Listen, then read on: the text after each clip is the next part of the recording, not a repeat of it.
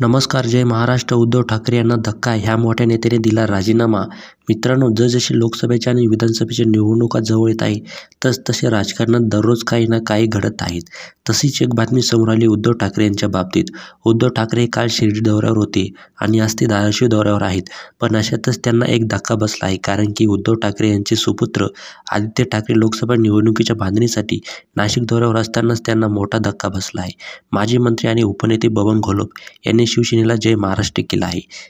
शिर्डी लोकसभा मतदारसंघातील पदाधिकाऱ्यांच्या नियुक्त्या तसेच अन्य काही कारणे देत घोलप यांनी पक्षप्रमुख उद्धव ठाकरे यांना आपला राजीनामा पाठविलेला आहे. या राजीनाम्याचे पत्र त्यांनी सोशल मीडियावर देखील व्हायरल केले आहेत.